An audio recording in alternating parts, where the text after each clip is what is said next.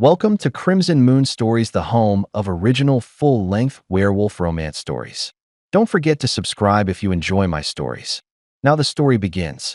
Elara Quinn tightened the knot of her apron for the second time that night, willing the frayed fabric to hold a few hours longer. The cafe's fluorescent lights flickered overhead, casting her tired reflection onto the glass counter. Outside, the winter rain tapped impatiently against the window, as though reminding her she should have been home by now, reading Ava a bedtime story instead of pouring lukewarm coffee into chipped mugs. "Refill, please?" asked Mr. Franklin, a regular with a thinning gray ponytail and a quiet kindness in his eyes. Elara forced a smile. "Of course, Mr. Franklin." Her hands moved mechanically. Pour, wipe, smile, repeat. The same motions she had performed for months, ever since the Thornfield Hotel offered her evening housekeeping shifts after her day job at the cafe. She was grateful, in a way. 2 jobs meant she could almost keep up with Ava's school fees, the rent on their 1-bedroom flat, and the medicines Ava still needed after last winter's pneumonia. When the clock above the register showed 9:45 p.m., she untied her apron, fingers stiff from the chill. She pulled on her coat, thrifted and 2 sizes too big, and grabbed her umbrella, already bracing herself for the walk to the Thornfield. At the cafe door, her phone buzzed. The screen lit up with the school's number, and dread coiled in her stomach. She answered, heart sinking. "Miss Quinn? This is Mrs. Harrow from Willow Grove Primary," came the tired voice of Ava's teacher. "Yes, hello? Is Ava all right?" Elara's voice caught on the question. "She's fine, but we really must discuss the unpaid lunch fees. We've covered them from the discretionary fund twice now. I understand times are difficult, but—" "I'll fix it," Elara interrupted softly, though her chest burned with shame. "Just give me until next week." A pause. "All right, but this can't go on, Miss Quinn." She ended the call and stood there, rain misting her cheeks. Ava. Sweet, clever Ava, with a smile too wide for a 7-year-old who knew her mother worked until midnight most nights. Elara set off toward the Thornfield Hotel, head bowed against the wind. One more shift. One more night. Tomorrow, she told herself, she would find a way. The Thornfield Hotel loomed ahead, windows glowing golden against the black sky. Inside, marble floors gleamed and chandeliers sparkled, wealth Elara had only ever seen from behind a cleaning cart. "Evening, Elara," mumbled Mira, the night supervisor, as Elara signed in. "Evening, Mira. Anything special tonight?" she asked, though she already knew. "Clean the penthouse floor, restock the towels, wipe the mirrors that never seemed to stay spotless." "Penthouse guests checked out this afternoon," Mira replied. "Should be quiet up there." Elara forced a nod and pushed her cart into the service elevator. As the doors closed, she pulled out her phone, fingers hovering over Ava's contact photo. She almost called, wanting to hear her daughter's voice, but the hour was late. Ava should be sleeping, curled up with the stuffed fox that had lost half its fur. Instead, she sent a quick text. "Love you to the moon, my little star. Mama will see you in the morning." The elevator chimed, opening onto the penthouse level. Silence settled thick as velvet. She rolled her cart along the corridor, carpet swallowing her footsteps. In the Thornfield's highest suite, she unlocked the door and stepped inside. The room smelled faintly of cedar and expensive cologne. Floor-to-ceiling windows offered a view of the city, lights glittering like broken glass. Elara worked quietly, wiping surfaces, changing sheets, fluffing pillows. But her mind kept drifting, to the school's call, to the number in red on her electricity bill, to Ava's drawing pinned to the fridge, me and Mama and the moon. A noise startled her, the faint click of a door opening behind her. She turned, breath caught, and saw him. Damian Thornfield. Elara froze. Damian Thornfield was the last person she expected to see outside glossy company newsletters. Tall, broad-shouldered, dressed in a tailored charcoal suit despite the hour. His dark hair swept back, a lock falling over an unreadable gaze. In person, he radiated something more than wealth, an intensity that unsettled her. "I didn't mean to intrude," she blurted. "I thought the floor was empty." He studied her, eyes sharp as cut glass. "Clearly, it isn't." Elara swallowed. "I'll finish quickly, Mr. Thornfield." "Take your time," he said, voice calm but firm. He moved to the window, looking out at the rain. "What's your name?" "Elara." she replied, surprised he'd asked. Elara Quinn. And how long have you worked here, Miss Quinn? About 8 months, sir, she answered, cheeks warm. His attention felt like standing too close to a fire. He nodded slightly. And you have a daughter. Ava, isn't it? Her breath caught. How do you? He turned, mouth twitching almost to a smile. The employee records include next of kin. I like to know who works under my roof. She nodded, though something felt off. Why would the owner read records about a night housekeeper? Damian stepped closer, and she smelled cedar and something older, wild. It must be difficult, he murmured, raising a child alone. Elara stiffened, a reflex of pride. We manage, sir. He held her gaze a moment longer, then turned away. You may go, Miss Quinn. She hesitated, then pushed her cart to the door. At the threshold, curiosity overcame fear. Why are you really here tonight, Mr. Thornfield? He didn't look back. Some things, Miss Quinn, reveal themselves in time. She left, heart pounding. Behind her, Damian Thornfield remained by the window, phone in hand. Her bloodline? A voice crackled through his earpiece. Confirmed, Damian replied softly. Prepare the next step. Elara finished her shift in a haze, replaying every word. At dawn, she returned to their small flat above a bakery. Inside, Ava slept on the sofa, school uniform laid out beside her. Elara brushed a curl from her daughter's forehead, guilt gnawing at her. She never wanted Ava to feel the hunger she herself had known as a child. Ava stirred awake, eyes bright. Mama, you're home. Elara smiled, though exhaustion weighed on her bones. Just for a bit, starshine. Then I'll sleep, and then school. They shared cereal from a cracked bowl. Ava chattered about spelling tests and her friend Maisie's new kitten, words tumbling over each other. Elara nodded, half listening, mind drifting to Damian's gaze. Why had he looked at her that way? Why did he know about Ava? At the Thornfield that night, curiosity burned hotter. During her break, she slipped into a stairwell near the executive offices. Light spilled from a half-open conference door, voices low. Damian's voice. She and the child both carry the marker. The test confirmed it. A second voice, unfamiliar and clipped. Then you know what must be done. Careful, Damian warned. She's more than an asset. She's different. Elara pressed a hand to her racing heart. Tests. Marker? The words meant nothing and everything. The door creaked under her weight. Conversation ceased. A shadow moved toward the door. Elara fled, breath ragged, barely making it back to the service corridor before footsteps echoed behind her. She ducked into a linen closet, heart hammering. A scent, cedar, again, drifted past the door. Damian. Moments later, silence returned. Elara slipped out, shaken. What did they want from her? From Ava? Days blurred into routine until a notice appeared on the staff board. Community Health Initiative. Free screenings for staff and families. Participation encouraged. Mira nudged Elara as they read it. They're testing for everything these days. Heart, blood, even weird genetic stuff. Elara hesitated. If it was free, maybe they'd catch Ava's winter cough before it grew worse. That Saturday, Elara brought Ava to the clinic set up in the Thornfield's ballroom. Nurses guided them through forms, took samples, smiled warmly. Ava, brave as always, only winced at the needle. Will it hurt, Mama? Just a pinch, Elara whispered, stroking her hair.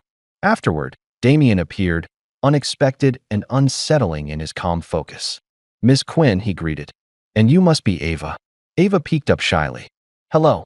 Damian's eyes softened almost imperceptibly. You're very brave. Elara kept her voice steady. Why all this, Mr. Thornfield? Health is an investment, he replied smoothly. But something deeper hid behind his words. The nurse handed Elara a slip. We'll call if anything unusual shows up. That night, Elara lay awake beside Ava, staring at the cracked ceiling. Unusual. The word felt heavy, like a door about to open on a room she wasn't ready to enter. She kissed Ava's forehead. Sleep, my star. Whatever happens, Mama's here. In the dark, Elara couldn't shake Damian's gaze, or the whispered word she'd overheard, bloodline. 3 days later, Elara balanced a laundry basket in the staff corridor when her phone buzzed. She expected another late payment reminder. Instead, the screen showed a private number. She answered, voice low. Hello, Miss Quinn? This is Dr. Keating, from the Thornfield Health Clinic. The doctor's voice was calm, practiced. Oh, Yes, did something come? Elara ended the call, the knot of dread tightening. Ava's fine, but unusual? And why would Damian Thornfield himself want to explain medical results? That evening, after her shift, she knocked on the heavy oak door marked Private D. Thornfield. Her palms were clammy. Come in, Damian's voice called. Inside, Damian sat behind a dark mahogany desk, a folder open before him. The office smelled of old books and cedar. A single lamp cast shadows that danced across the walls. Miss Quinn, he began, rising to offer her a seat. Thank you for coming. Elara sat, spine stiff. You asked about the tests. Is Ava sick? No, he said. Your daughter is perfectly healthy. But the tests showed rare genetic markers, both in Ava and in you. She frowned. Markers? What does that even mean? Damian hesitated, then shut the folder. It means you and your daughter are not quite like everyone else. A cold shiver ran down her arms. Not quite like. Are you saying we're ill? No, not ill, but special. Have you ever felt different, Elara? Stronger than you should be? Dreams that felt more real than dreams. She opened her mouth, then closed it. There were things, the way she sometimes knew when Ava had a fever before a thermometer showed it. How, once, she'd yanked Ava away from a falling shelf faster than seemed humanly possible. I don't understand, she whispered. Damian leaned closer. You and your daughter carry bloodlines linked to an ancient line, one my family knows well. A line tied to power most people can't imagine. Power? You sound like you're talking about magic, she said, voice shaking. Something like that, he admitted. But this isn't about fairy tales, Elara. This is about legacy and survival. She swallowed. Why does this matter to you? Damian paused, his gaze searching hers. Because in my world, your bloodline is very valuable. And it puts you and Ava at risk. Risk from who? She demanded. Damian's jaw tightened. From those who would use your blood for their own ends. Elara's chest burned. What do you mean use us? He didn't answer directly. Instead, his voice softened. I don't want to see that happen. But for now, I need you to trust me. Elara rose. Trust you? You're telling me we're different, that someone might come for my daughter, and you want me to trust you because? Because, Damian said quietly, I'm the only one who can protect you. After Elara left, the door clicked softly behind her.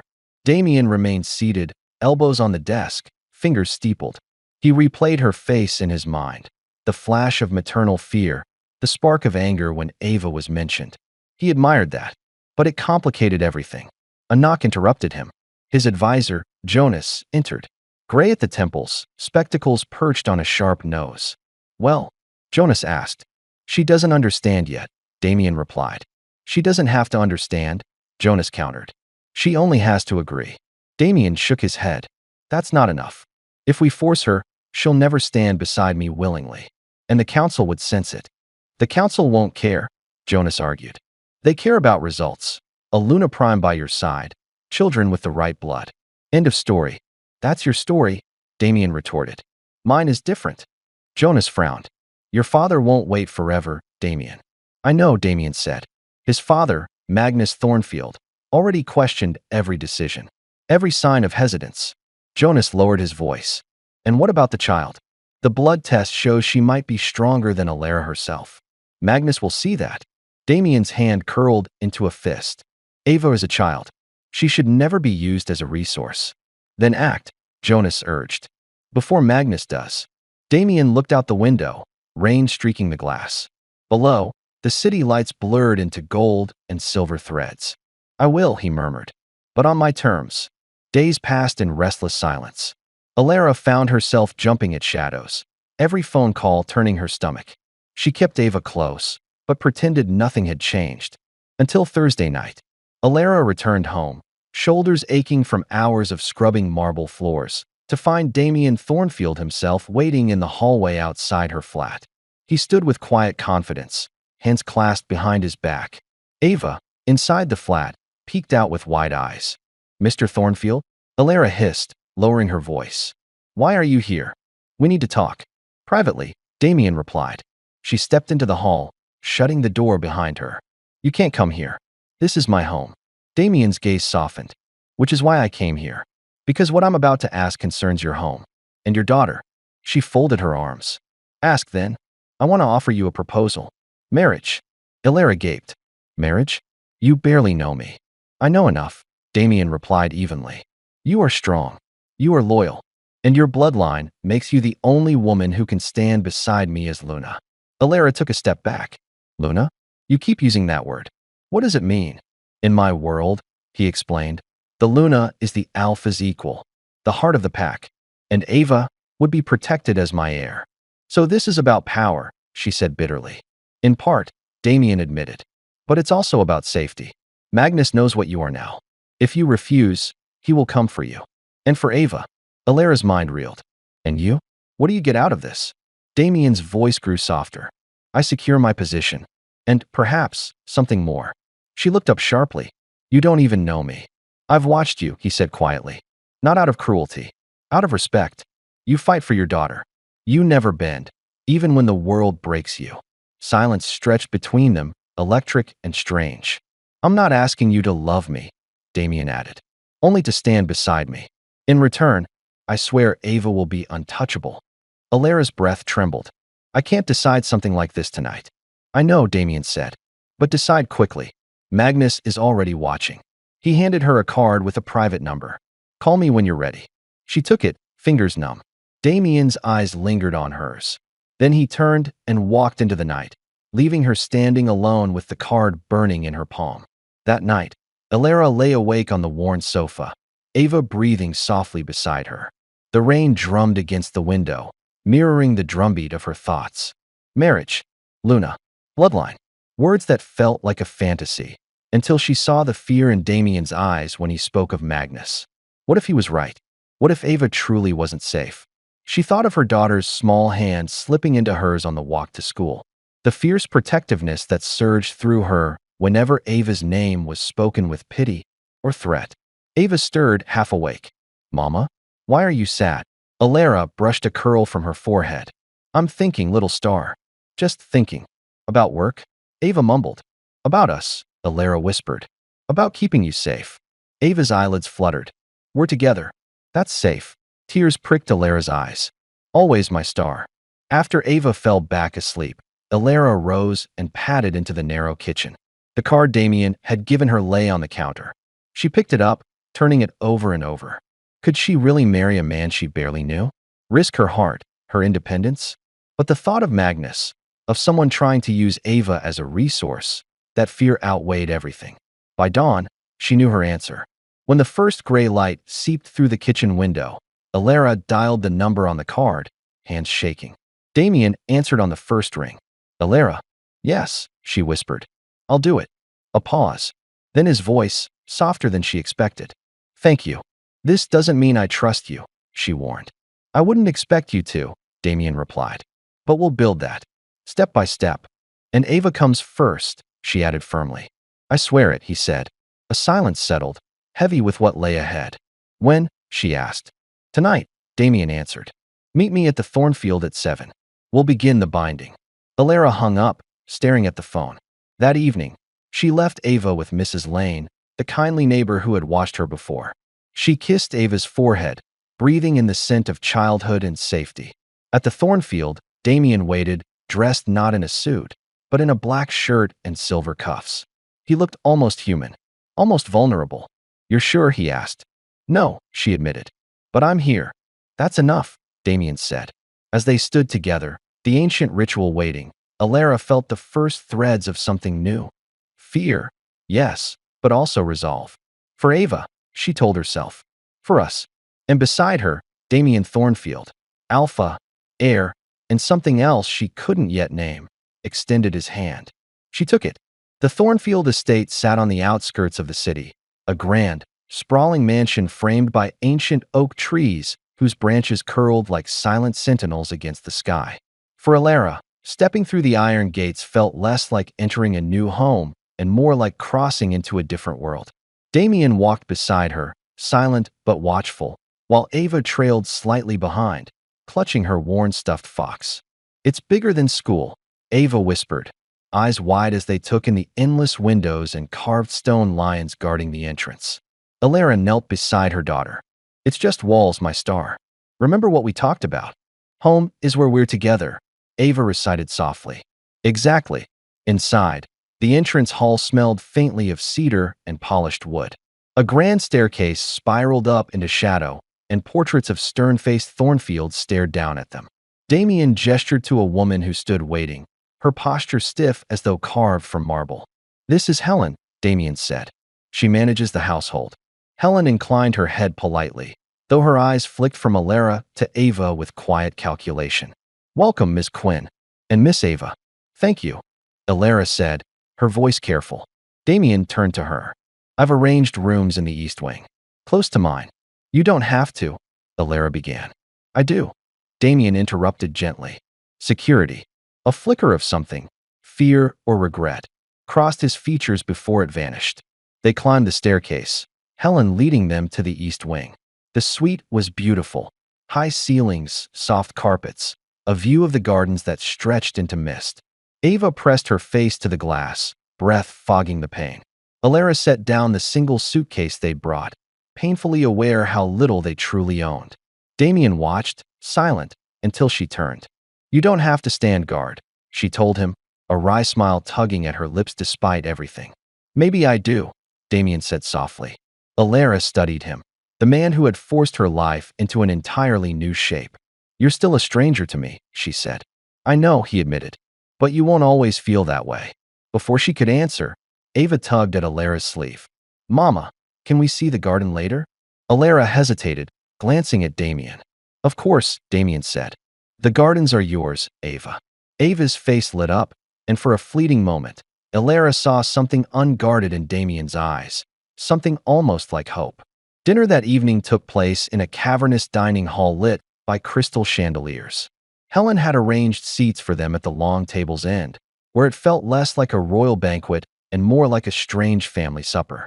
Ava swung her legs under the chair, trying to stifle giggles at the sheer number of forks and spoons before her. "You don't have to use them all," Damian reassured gently, noticing her wide-eyed stare. Ava whispered to Elara, "Which one's for pudding?" Elara smiled. "We'll find out together." Between bites of roast chicken, Damian spoke softly, explaining the household's unspoken rules. Never wander into the West Wing unescorted. Keep Ava indoors after dusk. If Helen says something is for the family only, respect it. "The West Wing?" Elara asked, brow furrowing. "My father's rooms," Damian said simply. His tone ended the subject. Later, Helen escorted Ava to her room adjoining Elara's suite. "She'll be quite safe here," Helen said, voice crisp but not unkind. When they were alone, Elara sat on the edge of her bed, Damian leaning against the doorframe. "You've built a fortress here," she observed. "Sometimes a fortress is necessary," Damian replied. "And sometimes it becomes a prison," Elara countered. Damian's gaze held hers. "That depends on whether you stay behind its walls by choice." She couldn't answer that. Not yet. Before he left, Damian hesitated at the door. "Elara, if you need anything, I know where to find you," she finished softly. He nodded and walked away, leaving her in silence broken only by the wind whispering through the garden trees. Morning light spilled across the carpets when Elara stepped into the small library she'd discovered the night before. Rows of leather-bound books smelled of dust and history. She pulled out a worn volume on Thornfield lineage, hoping for distraction, but what she read chilled her more. Generations of alphas and lunas were recorded in neat, sloping script. Most women were described by beauty or alliances, but besides certain names, a symbol appeared, a crescent intertwined with thorns. She traced the symbol with her fingertip. Luna Prime. The door clicked open. Damian entered, his expression unreadable. "You found it." "You knew I would," she said. Damian sighed, running a hand through his hair. "You deserve the truth. The Thornfields have guarded our bloodline for centuries. A Luna Prime is more than a wife. She is a shield, a partner. And your blood shows the markers of one." "And Ava?" Elara pressed. Damian hesitated. "She could be stronger, which makes her tempting to the wrong people." "Like your father," Elara guessed. "Yes," he admitted.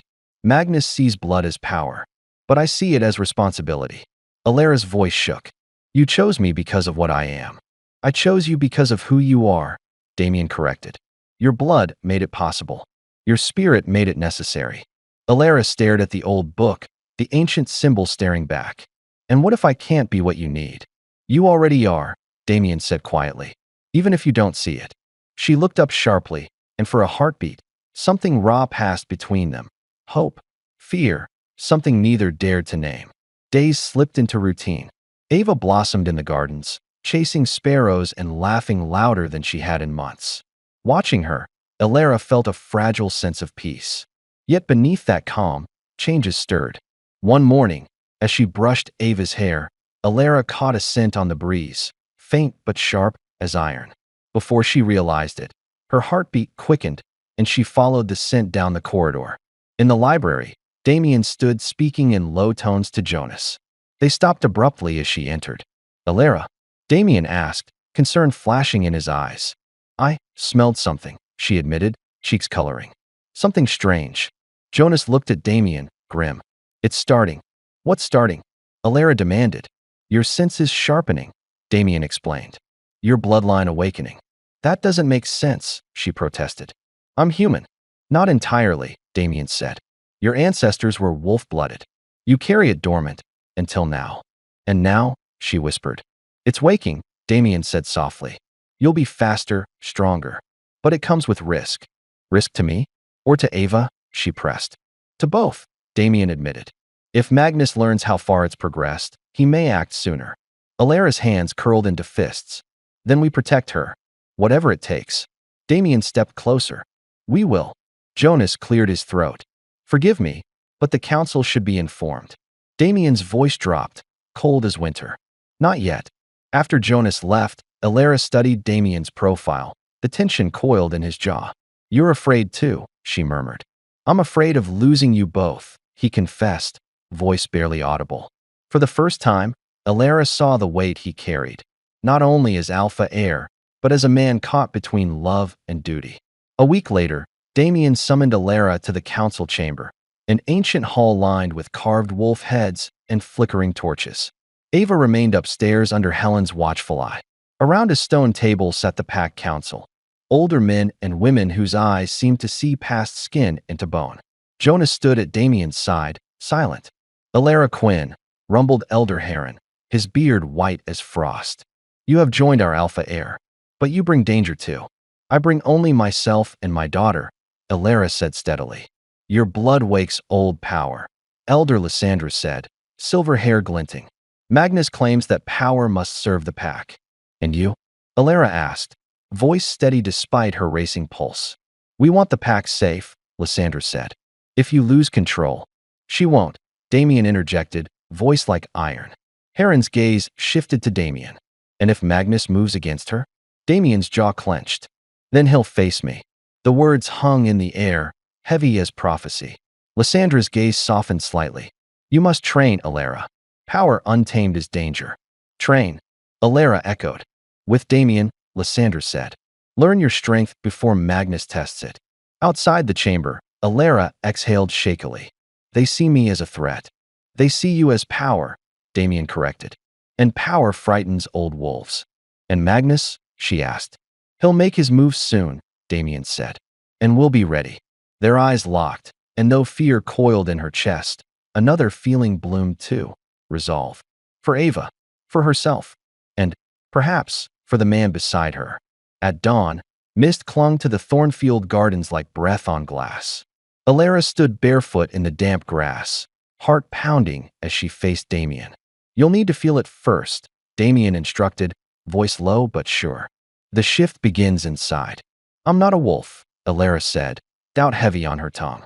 You're not fully human either, Damian reminded her gently. Close your eyes. She did, chest tightening as memories surfaced. Ava's laughter, Magnus' threat, and the gnawing terror of losing what she loved most. Focus there, Damian coaxed. Your fear, your love, they're part of your strength. The morning air felt alive against her skin, each sound sharper. A sparrow's wing beat, the wind brushing leaves. A sudden heat bloomed under her ribs, rolling outward. Damian, she whispered, voice shaking. Something's happening. Let it, he urged. Her pulse thundered, muscles tightening as though ready to leap. For a heartbeat, the garden blurred around her, colors sharpening painfully bright. Then it passed. Alara's knees buckled, and she fell forward. Damian caught her, arms strong and steady. Elara traced the edge of a worn stone altar, noticing a scar running across Damian's right palm. "How did you get that?" "Magnus," Damian said quietly. "When I was 16, he tested my resolve with a blade. Proof of loyalty, he called it." "And you let him?" She whispered, horrified. "I was young," Damian admitted. "And I thought loyalty was earned by pain." "And now?" she asked. "Now I know loyalty is earned by choice," Damian said, gaze locked with hers. "Which is why I won't force you into anything beyond this bond." Silence stretched between them, broken only by the crackling brazier. "And Ava?" she pressed. "If Magnus comes for her?" Damian stepped closer, voice raw. "He'll have to go through me, and through you." Elara swallowed hard, heart hammering. "Then swear it. Not as Alpha, but as Damian Thornfield." Damian drew a dagger from his belt, the blade catching firelight. Without hesitation, he reopened the old scar across his palm, blood welling dark. "I swear," Damian said, voice shaking, "as Damian, not as Alpha, that I will protect Ava, even at the cost of my life." Before doubt could stop her, Elara took the blade, nicked her own palm, and pressed it against his. "I swear," she whispered, "that I'll stand beside you, so Ava never faces this world alone." For a heartbeat, nothing existed but blood, breath, and shared resolve. The Thornfield estate felt quieter the next morning, too quiet. Helen brought news with a pale face. "Magnus left the West Wing before dawn," she told Damian. "He rode north. No one knows why." Damian's jaw tightened. "It means he's planning something." Elara hovered at the doorway, tension coiling in her stomach. "What does he want?" "Control," Damian said bluntly. "He'll test us, likely by going after what matters most." Alara's blood ran cold. "Ava." Damian nodded. "I've doubled the guards. But Magnus is cunning." Helen stepped closer. "If I may speak plainly, sir." Damian nodded. "You must act first. Waiting gives him the advantage." "I know," Damian admitted. "But provoking him openly could fracture the council." "And if we do nothing?" Elara demanded. Damian turned to her, pain flashing in his eyes. "Then we risk everything." Later, in the garden, Ava picked dandelions, oblivious to shadows gathering. Elara watched her daughter, every muscle coiled with unspoken fear. Damian joined her silently. "She shouldn't have to live like this," he murmured. "No child should," Elara agreed, voice tight. Damian's hand hovered near hers, then settled lightly over her knuckles. "We'll keep her safe. Together." For once, Elara didn't pull away. At dusk, Helen rushed into the study, face pale. "They've taken Ava." Elara felt the words like a blade to her chest. "Who?" "Magnus' men," Helen gasped. "They lured the guards away, took her from the garden." Damian grabbed Alara's arm before she collapsed. "We'll get her back." "How?" she rasped, vision swimming. "Magnus doesn't want to harm her," Damian reasoned. "He wants to force us to yield. And if we don't," Elara whispered, "then he'll discover what a Luna Prime can truly do," Damian vowed. Jonas appeared at the door, breathless. "Magnus took her to the old hunting lodge," he reported. "Secluded. Guarded." "Then we go," Damian said. Elara straightened, grief burning into something sharper. "I'm coming." Damian didn't argue. "Then you'll need to embrace what's waking inside you." Elara nodded, fury and fear fusing into something fierce. Jonas led them through hidden tunnels under the manor, emerging into cold night air. Damian kept pace beside Elara, voice low. "Focus on Ava. Let that guide your strength." As they neared the lodge, the wind shifted, and Elara smelled it. Ava's familiar scent, threaded with fear. Her pulse surged, vision sharpening until even the shadows seemed alive. Damian glanced at her, something like awe in his eyes. "You're ready," he whispered. They burst into the hunting lodge, Magnus standing beside a roaring hearth. Ava knelt on the floor, pale but unhurt. "Elara," Magnus drawled, his voice cold as winter. "And Damian, how touching." "Let her go," Elara demanded, voice shaking with fury. Magnus' gaze sharpened. "You've awakened," he noted. "Good. Then you know why she's important." "She's my daughter," Elara spat. "Not a resource." "And yet," Magnus sneered, "her blood could strengthen our line beyond measure." Damian stepped forward. "I challenge you, father," he declared. "For leadership, and for her freedom." Magnus' mouth curved into a cruel smile. So be it. The air grew heavy with power, ancient as the blood in their veins. Damian and Magnus circled, muscles coiling. Elara's heart pounded so loudly she barely heard Ava's sob. "Mama!" Elara dropped to her knees beside her daughter. "I'm here, Starshine. I've got you." Behind them, Damian lunged. Steel met steel, the ring of blades echoing. Sparks flew, shadows danced on stone walls. "Close your eyes, Ava," Elara murmured, shielding her. Damian fought like a man possessed, strikes fueled by more than duty, by love, by fear of loss. Then Magnus faltered, just for a heartbeat, and Damian drove him back, sword at his father's throat. "Yield," Damian rasped. Magnus' eyes blazed with fury, but he dropped his blade. "It isn't over," Magnus hissed. "It is," Damian said coldly. Magnus was taken by the guards, forced to his knees. Damian rushed to Elara's side, hand trembling as it touched Ava's hair. "She's safe," he whispered. Elara met his gaze, relief crashing over her in a tide of tears. "For now. But we did this," Damian said softly. "Together." Elara pressed Ava close, heartbeat slowing. "And we'll keep doing it, no matter what comes." Outside, dawn broke over the forest, new light spilling across old scars. And for the first time, Elara dared to hope they might truly stand as more than survivors. As family. Morning light filtered into the hunting lodge, brushing over old timber and bloodstained stone. Elara sat on the cold floor, Ava curled against her chest, listening to the aftermath. Damian spoke quietly with Jonas near the hearth. Magnus, bruised and bound, sat under guard, eyes still burning with silent fury. "You're sure she's unharmed?" Damian's voice, though low, carried an edge of desperation Elara had never heard before. Jonas nodded. "Physically, yes. But children remember fear, Damian." Elara's gaze softened as she stroked Ava's hair. "She's stronger than you think," she whispered. Damian approached, exhaustion tugging at his shoulders. "We should go back to the manor. This place holds nothing but ghosts." Elara stood, balancing Ava on her hip. "What about him?" she asked, nodding toward Magnus. Damian's jaw tightened. "The council will decide his fate. But he will never threaten Ava again. I swear it." Magnus' eyes flicked to them, bitter amusement twisting his features. "You think love makes you strong?" he rasped, voice hoarse. "It makes you weak." Elara's stare met his, calm and unflinching. "No, it's what makes us fight." Damian led them outside. Cold morning air burned in their lungs, but it felt like a new beginning, a fragile one, balanced on hope. Back at the Thornfield estate, the council convened. The great hall hummed with tension, firelight flickering across ancient stone. Magnus stood before them, guarded.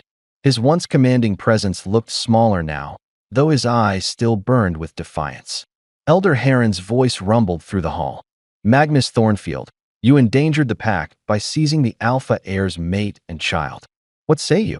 Magnus sneered. "I acted for the good of our bloodline. The child's power. That choice was not yours to make." Elder Lysandra cut in, her voice like steel wrapped in silk. "The old ways must end." Damian stood, shoulders squared.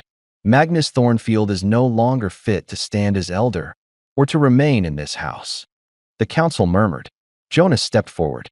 "Stripping an elder of title is no small act. Are you prepared to bear the consequence, Alpha heir?" Damian's gaze did not waver. "Yes." Magnus barked a brittle laugh. "And replace me with what?" "Her." His eyes stabbed at Elara. "A half-blood, an outsider." Elara lifted her chin, voice low but steady. "Better an outsider who protects her child than a father who betrays his own." The room fell silent. At last, Elder Lysandra nodded. "Magnus Thornfield, by unanimous vote, you are exiled. You will leave Thornfield lands by sunset, never to return." Magnus glared at Damian, hatred carved into every line of his face. "This isn't over," he hissed. "It is," Damian said quietly. "Go." Guards led Magnus away. The doors slammed shut, the echo rolling through the hall like distant thunder. Elara stood beside Damian, her hand brushing his. For the first time, neither of them pulled away. Days turned softer after Magnus' exile, though shadows still lingered in quiet corners. Ava returned to laughter, exploring the gardens, sometimes trailing Damian as he walked the grounds. One afternoon, Elara watched them from the terrace. Damian showing Ava how to trace a constellation map. She's like you, Damian said softly as Elara joined them. In what way? One dawn, Elara woke breathless, her pulse thundering. A strange heat surged under her skin, spreading outward until it set her nerves aflame. She stumbled to the mirror, her reflection blurred, pupils sharpening, irises gleaming gold. The door burst open. Damian appeared, hair tousled, eyes wide. Elara, it's happening, she gasped. The change. Damian crossed the room, voice gentle but urgent. Breathe. Remember your training. Her body trembled, muscles tightening painfully. Bones ached as if something deep inside struggled to break free. A vision flooded her mind. Ava, laughing in the garden. Fear twisted it. Ava, crying out, reaching for her. No. Elara growled, the sound raw and animal. Focus on her laughter, Damian urged. Not her fear. Elara clenched her eyes shut, heart pounding. Slowly, the heat receded, leaving her gasping but whole. She opened her eyes. The reflection showed her human, but something lingered in her gaze. Wild, unbreakable. Damian reached for her. You did it, he whispered. I saw her, Elara panted. And it calmed me. Because she's your anchor, Damian said softly. And you're hers. Elara met his gaze, realization blooming like dawn. And what about you? Damian's voice trembled. I've been anchored to you since the day you walked into my world. They stood there, breath mingling, the unspoken truth hanging between them like a promise. Night draped the manor in shadows, but the fire in the study burned warm and low. Ava slept upstairs, Helen sitting watch. Damian poured 2 glasses of wine, offering one to Elara. You've changed, he murmured. Not just your blood, but your heart. And you? Elara asked, taking the glass. I thought power meant control, Damian admitted. Now I see it means trust. Elara studied the fire. I came here to protect Ava. But somewhere along the way, it became about more than her. Damian's voice was raw. I know. She turned to him. I don't want a bond forged only by blood, Damian. And I don't want a Luna who stands beside me only because she must, Damian confessed. Then what do you want? She asked. You, he said, voice hoarse. Not your power. Not your blood. Just you. Her breath caught. And if I say yes, then we share this life, not as strangers bound by duty, but as partners. As family. Elara's heart thundered. She set her glass down, stepped closer, and touched his chest where his heart beat, steady and real. I choose you, she whispered. Not because I must. Because I want to. Damian's hand rose, fingers brushing her cheek, lingering like a promise. Then let this be the true bond, he murmured. They stood, forehead to forehead, breath mingling. Outside, the wind stirred ancient branches, and the old walls seemed to sigh in quiet acceptance. For the first time, Elara felt not just like a guest in Thornfield, but like its Luna. And for Damian, the burden of power finally felt shared. Together, they stood on the threshold of something fierce and fragile, a family of their own making. Morning sunlight spilled through the high windows of the council hall as Elara stood beside Damian, the heavy silence of tradition pressing around them. Today, the pack would formally acknowledge her as Luna, a title that weighed more than any crown. Jonas stepped forward, scroll in hand. His voice echoed, steady and deep. By blood, by choice, and by bond, Elara Quinn is named Luna of Thornfield. The words felt unreal on the air, yet Elara felt every eye in the hall, some respectful, others questioning, a few openly wary. Magnus' absence left a scar across the gathering, but none dared speak his name.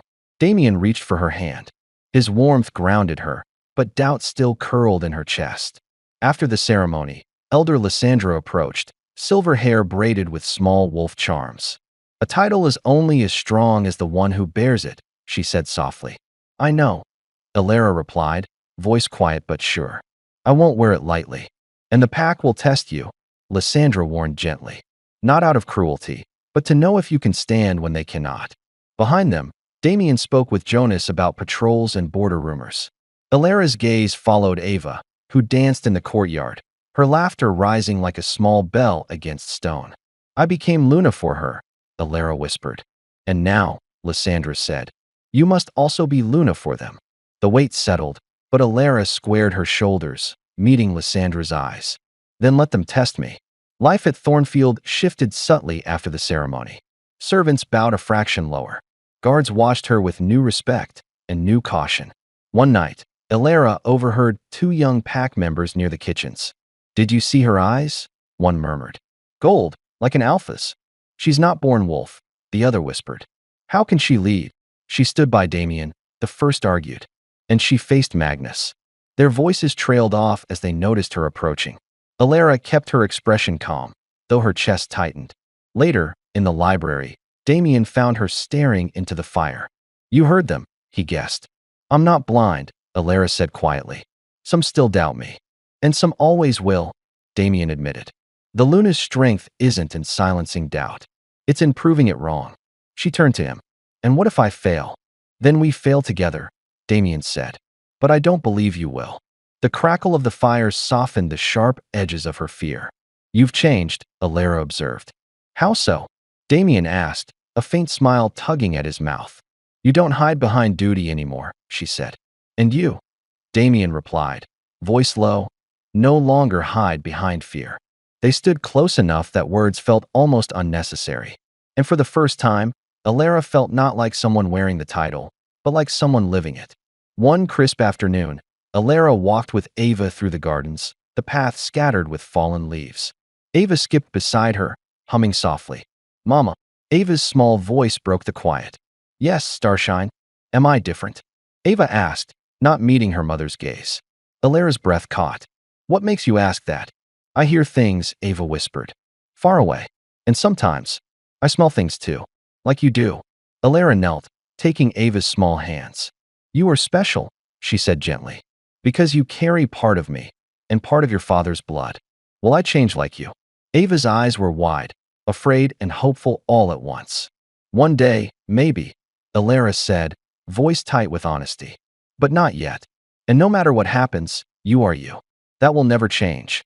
Ava pressed her forehead to her mother's. "Promise." "I promise," Elara whispered. From the terrace, Damian watched them, expression unreadable. Later, when Ava ran ahead, he joined Elara on the garden path. "She'll need guidance when it starts," Damian murmured. "She'll have it," Elara said. "From both of us." Damian nodded, relief softening his gaze. "And together, we'll show her that difference isn't something to fear." Elara's hand brushed his. "Together," she repeated. News arrived one rain-soaked evening. Jonas entered the study, cloak dripping water onto the carpet. "Alpha," Jonas began, nodding to Damian, then to Elara. "A stranger crossed the northern border. Says he comes bearing warning." Damian frowned. "What warning?" "He wouldn't speak to anyone but you," Jonas replied. In the entrance hall, they found a man waiting. Lean, travel-worn, with a cloak darkened by rain. His scent carried wolf, but not of Thornfield. "Who are you?" Damian demanded. "My name is Calder," the man said. "From the Blackridge pack." Elara had heard whispers of Blackridge, a northern pack known for their fierce independence. "What do you want?" Damian's voice was sharp. "Not want," Calder corrected. "Warn. A new alpha has risen beyond the rivers. He speaks of uniting all packs, by force if necessary." Damian's expression hardened. "And you oppose him?" "I do," Calder said. "But alone, Blackridge will fall. Thornfield's strength could turn the tide." Elara studied Calder. His eyes held truth, but also desperation. "What would this alliance cost us?" she asked. Calder's gaze shifted to her. "Only what all packs must give: warriors, blood, and loyalty." Damian hesitated. "We'll discuss it with our council." Calder inclined his head. "I'll wait." After he left, Damian turned to Elara. "What do you think?" "He's afraid," Elara said. "But fear can speak truth." "And if he speaks truth," Damian murmured, "then Thornfield must choose between standing alone or risking everything to protect what we've built." Elara's chest tightened. "And what if war comes to our gates?" Damian met her gaze, unwavering. "Then we fight. Together." 2 nights later, the council gathered in the firelit hall, the air thick with worry. Calder stood before them, explaining the Northern Alpha, Rake, whose ambition knew no borders. "He's gathering rogues, promising power to any who join." "And what does Thornfield gain?" Elder Heron pressed. "Time," Calder said bluntly. "If Rake isn't stopped, no pack is safe." Whispers rippled through the council. Damian's hand found Elara's under the table, unseen but steady. After Calder left, debate erupted. "We cannot bleed for another's war," one elder snapped. If they stood, breath mingling, the bond between them tested, but unbroken. Outside, wind stirred the ancient oaks. And together, they faced the coming storm, not as Alpha and Luna alone, but as two hearts that had chosen each other beyond blood and fear. Storm clouds gathered over Thornfield that afternoon, turning the gardens to silver and shadow. Elara stood on the balcony, Ava pressed against her side, the girl's small hand clutching her mother's sleeve. "Mama, the sky feels loud," Ava whispered, brow furrowed. "What do you mean, Starshine?" Elara asked, voice gentle. "It's like talking," Ava murmured. "But it's not words." A chill rippled through Elara. "When did it start?" "Today," Ava said. "But sometimes, when I close my eyes, I see lights and wolves. Not real wolves. Like shadows." Elara knelt, cupping her daughter's face. "Listen to me, Ava. What you feel doesn't make you wrong. It makes you yours." Ava swallowed, fear still shining in her gaze. "But what if it makes me bad?" "It won't," Elara whispered fiercely. "Because you're loved. And love keeps us from becoming what we fear." Behind them, Damian stepped into the doorway, having heard enough. He walked over, resting a hand on Ava's shoulder. "Your gift is part of you," he said. "And Thornfield stands with those who protect, not those who destroy." Ava nodded, pressing closer to them both. Later, after Ava drifted into uneasy sleep, Elara sat beside Damian near the hearth. "She's so young," Elara murmured. "How do we guide something we barely understand ourselves?" Damian's hand brushed hers. "By not letting her face it alone," he said. "As you didn't. And as I didn't, when you stood beside me." Elara leaned into him, heart heavy but unbowed. "Then we do this together." "Always," Damian whispered. Calder lingered longer than anyone liked. Each dawn, he trained with the Thornfield warriors. Each dusk, he spoke quietly with Damian about strategy, troop movement, and old grudges Rake might exploit. One evening, as Elara passed the courtyard, she caught sight of Calder sparring with Jonas. Calder's movements were fast, feral, wolf-made flesh. Jonas, usually unshakable, was driven to the edge. Calder's final strike landed just inches from Jonas's throat. "Enough," Elara said, stepping closer, her voice calm but edged. Calder turned, sweat dripping down his brow, eyes gleaming faintly gold. "Training requires truth, Luna," he said. "And truth requires respect," Elara replied, her gaze unflinching. A tense silence stretched. Then Calder dipped his head. "As you say, Luna." After he left, Jonas rubbed a bruise forming on his forearm.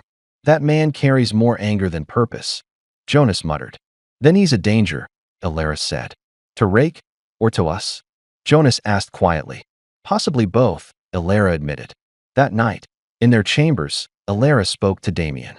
"Calder tests not just the warriors, but us. If we lean too heavily on him, the pack will see weakness." "I know," Damian said. "But we also can't afford to refuse help if Rake truly marches."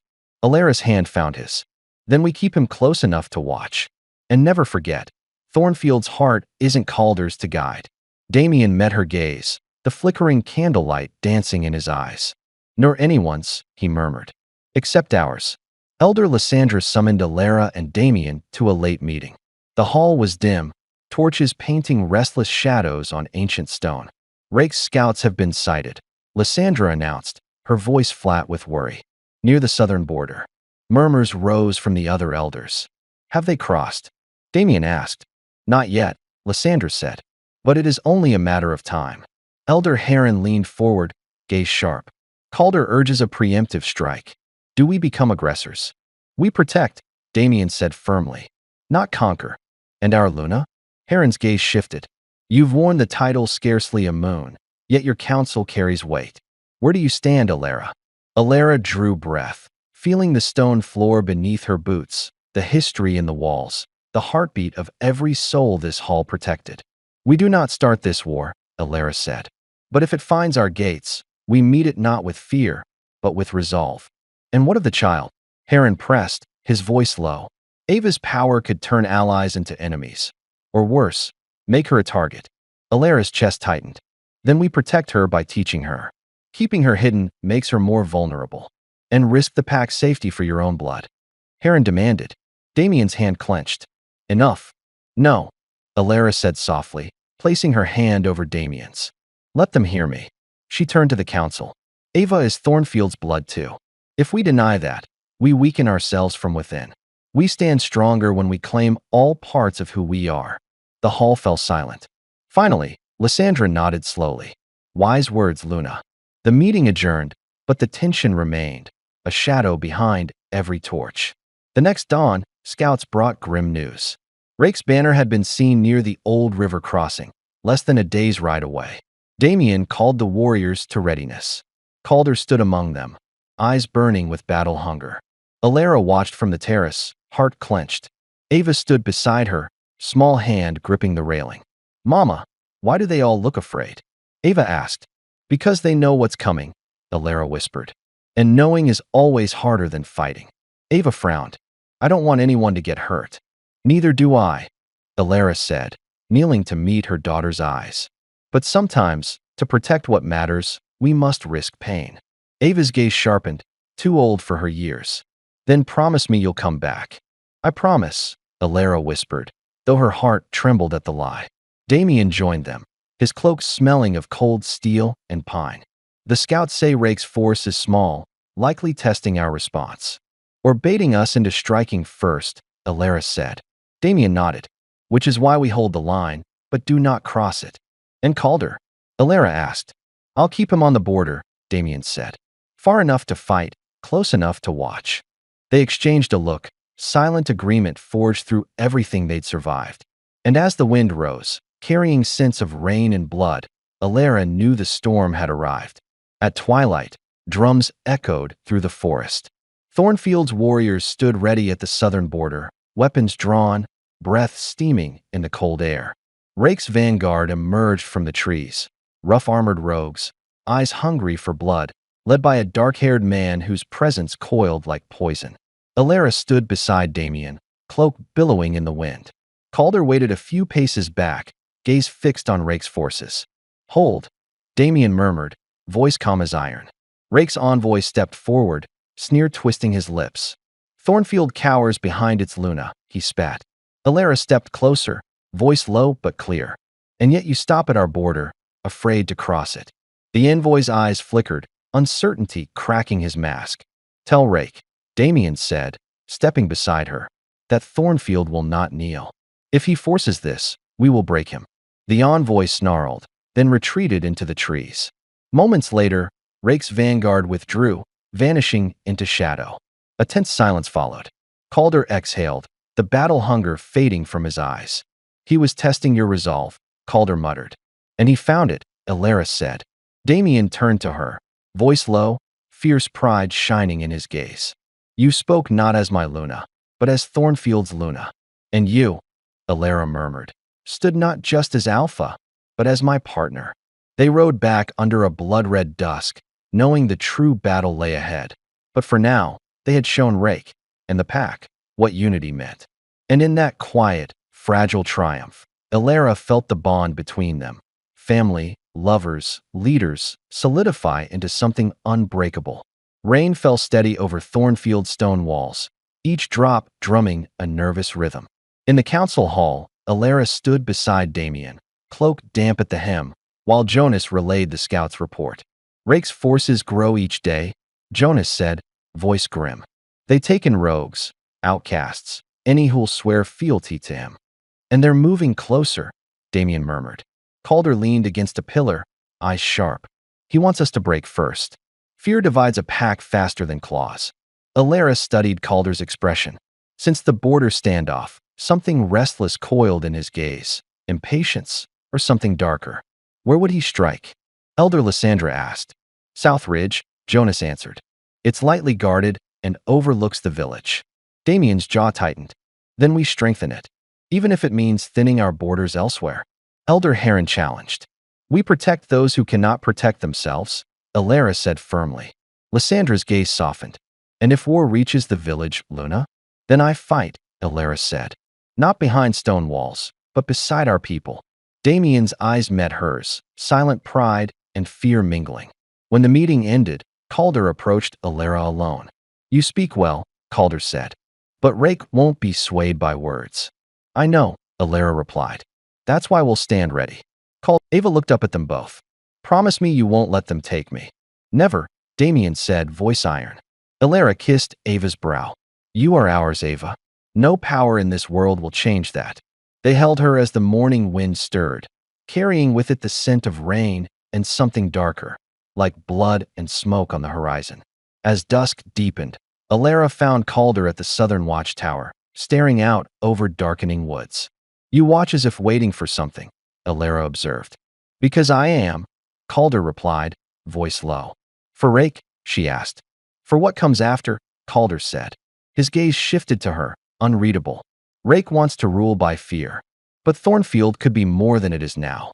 "And what do you see, Calder?" Elara asked warily. "A united North," Calder murmured. "One pack strong enough to keep peace, not by hiding behind walls, but by leading." And Thornfield at its center, Elara guessed. Calder's silence spoke louder than words. "And you?" Elara said quietly. "Where would you stand in that vision?" "At the Alpha's right hand," Calder admitted, "guiding what he cannot see." "And if Thornfield's Alpha won't bend to your vision?" Elara pressed. Calder's gaze darkened. "Then he must be replaced." Alara's pulse thundered. "Damian won't be threatened," she said, voice like tempered steel. "And Thornfield won't trade fear for ambition." Calder studied her, frustration flickering across his face. "You speak like a Luna-born," he muttered. "Because I am," Elara said, turning to leave. "And you do well to remember where your loyalty lies." Rake's forces finally moved. Before dawn, horns sounded along Thornfield's southern ridge. Fires burned low against the mist, smoke curling skyward. Elara donned her cloak, heart pounding, and met Damian in the courtyard. His face was hard, but when their eyes met, warmth stirred behind the steel. "We hold the ridge," Damian said. "Jonas leads the left flank. Calder and I take the right." "And me?" Elara asked. "You stay with the villagers," Damian began. "No." Elara cut in, voice calm but firm. "They will see their Luna stand with them." Damian hesitated. "If anything happens, then we face it together," Elara said. He exhaled, fear flashing across his eyes. Then he nodded. "Together." At the ridge, the rogues appeared, filthy, lean, desperate. And among them, Rake himself, tall, broad, dark hair tied back, eyes cold as frost. Rake raised his voice, the words rolling over stone and mist. "Thornfield hides behind titles and fear," he called. "Join me, and you'll know real strength." Silence. Then Calder stepped forward, gaze flickering between Rake and Damian. For a heartbeat, Alara's heart stopped, wondering which side he'd choose. Calder turned to Rake, voice ringing out. "This is Thornfield land. You'll leave, or you'll bleed." Rake's mouth curled in disdain. "Then bleed you shall." And with a guttural howl, his forces charged. Battle crashed like a wave over Thornfield stones. Elara stood among villagers, blade in hand, heart hammering. Rogues broke through the outer defenses, feral and wild. One lunged at a young guard. Elara stepped forward, steel flashing. The rogue fell, blood darkening the earth. Behind her, Ava's frightened cry cut through the clash. "Stay with her," Elara ordered Helen, who swept Ava behind her. Across the ridge, Damian fought near Calder, blades moving as one. Rake himself advanced, cutting down Thornfield warriors like dry reeds. His eyes met Damian's, hatred burning cold. Steel rang, sparks dancing. Damian blocked, countered, staggered under Rake's brute strength. Elara ran toward them, breath ragged. She reached them as Rake raised his blade for the killing blow. "Elara!" Damian gasped. Elara lunged, blade flashing. Steel met steel. Pain shot up her arm, but she held. Rake snarled. "A Luna who fights beside her mate? Pathetic." "And yet here I stand," Elara rasped. Rake drew back for a killing blow, but a roar thundered behind him. Calder lunged, blade sinking deep into Rake's side. Rake staggered, eyes wide with shock, then rage. "Traitor!"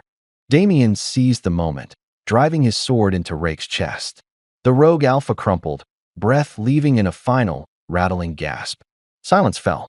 All around, the rogues scattered, fear breaking them faster than steel. Elara dropped to her knees, breath ragged.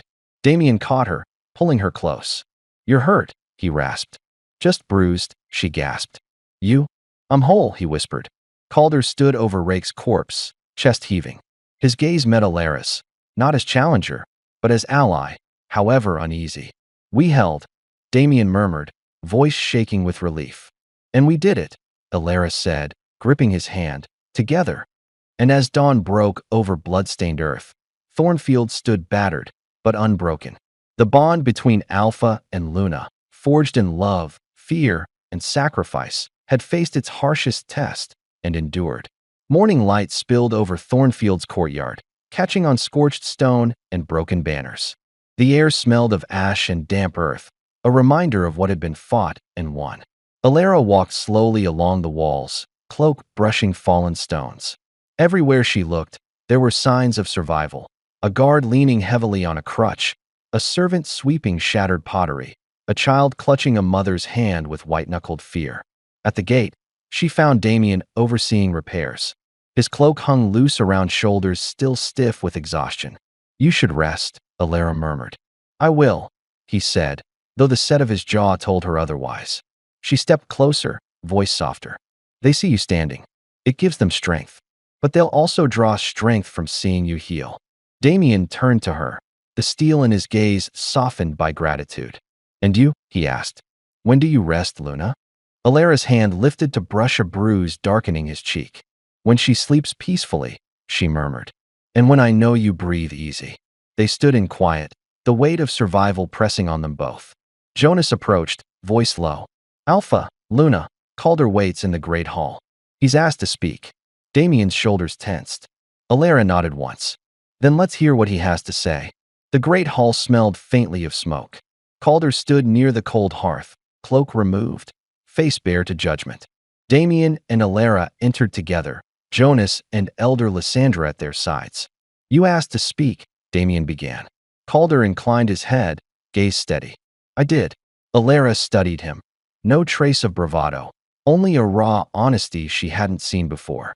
"I came here with ambition," Calder said. "I thought Thornfield could become the heart of a united North, under my guidance." "And if Damian had refused?" Elara asked quietly. "I would have tried to replace him," Calder admitted. "Not through murder, but by forcing choice. Until I saw how you stood together." Lysandra's voice was sharp. "And Rake. I joined him once, believing strength alone could bring peace," Calder confessed. "But I saw what he truly was, a tyrant dressed as a savior. I left. And when I met you, I thought Thornfield could be what he pretended to build." Damian's voice was measured steel. "You betrayed him to save us. But you also planned to betray us if we failed your test." "I did," Calder said, voice cracking. "And I don't ask forgiveness. Only that you judge me by what I chose in the end." Elara's gaze softened, though her voice held firm resolve. "You fought beside us when it mattered most. That cannot erase your intent, but nor can we deny its weight." Damian nodded slowly. "You'll remain at Thornfield, but not as a leader. You'll serve as warrior, bound to the pack's laws, not above them." Calder dipped his head, shoulders sagging. "A fair judgment," he murmured. "And remember," Elara added, "power built on ambition alone always turns to ash." Calder's gaze lifted, haunted and grateful. "I've seen that now." 2 days later, the council gathered to discuss Thornfield's future. The hall felt heavier than before, battle scars lingering in both stone and spirit. Elder Heron's gaze swept the room. "Rake is gone, but Thornfield must still decide what to do with what remains, most of all, the child." Elara's jaw tightened. "Ava is my daughter. And yours. Her power is part of Thornfield's legacy, not a threat." "And yet," Heron pressed, "if she cannot control it." "She will," Damian interrupted, voice calm but edged with steel. "Because she will be taught, and she will not walk that path alone." Ava, standing near Elara, watched quietly, eyes wide, golden ring bright as dawn. "I don't want to hurt anyone," she whispered, voice trembling. "You won't," Elara whispered back, kneeling to meet her gaze. "Because you have us." Elder Lysandra's voice broke the silence. "Perhaps Thornfield's strength is not just in stone or steel, but in love, and what it dares to protect." Elara's gaze swept the hall. "We have survived because we stood together, not because we hid our differences." Slowly, heads nodded. Even Heron's stubborn gaze softened. The motion passed. Ava would remain at Thornfield, trained and watched, but never hidden away. And as Elara held her daughter's small, shaking hand, she knew the truest power. Later that night, in their chambers, Damian traced fading bruises on Elara's arm, his fingers gentle. "I sometimes wake and look for you," he murmured. "And I look for you," Elara whispered. "It feels unreal that we're here, together, after everything." Damian's voice dropped to a rasp. "Promise me you won't leave." "I promise," she breathed. "But only if you promise the same." He smiled, faint but real. "I do." They lay in the quiet, wounds healing, hearts still beating. And for the first time, they dared believe in tomorrow. The moon rose full and bright, silver light spilling over Thornfield's courtyard. The pack gathered, guards, healers, elders, even children who clutched soft blankets, eyes wide with wonder. At the heart stood Elara and Damian, cloaks lined with white fur, hands intertwined. Elder Lysandra stepped forward, voice low, ancient words rolling from memory older than stone. "By blood, by choice, by bond, you are Luna and Alpha, not by force, but by the hearts who choose to follow you." Elara's gaze met Damian's, memories flashing. The night they met in shadows, the fear, the doubts, the wounds that became scars, and the love that grew, stubborn and true. Damian's voice, rough with emotion, broke the hush. "I once thought power meant standing alone. But true strength is standing with someone who knows your deepest fears and still stays." Elara's voice trembled, but she held firm. "And I thought love made you weak. But love is what kept me from falling, and what will keep me standing." They turned, facing the pack. And as voices rose in ancient song, Ava stepped forward, slipping her small hand into theirs. Elara looked down at her daughter, golden ring bright in Ava's eyes. "We built this together," she whispered. "And we'll protect it together," Damian added. As the final words of the ritual fell away, silence held the courtyard, a silence full of breath, hope, and unspoken promise. Then, from somewhere, a single voice rose in howl, low, mournful, defiant. Another joined, then another, until Thornfield's night sky trembled with a chorus of wolves. Elara felt it echo in her bones, as if the moon itself whispered, "This is your pack, your love, your vow." Together, they stood, Alpha, Luna, and Child, scarred, tested, but unbroken. And as moonlight bathed them, they embraced not what had been forced upon them, but what they had chosen. A family, a future, a home, moonbound, forever.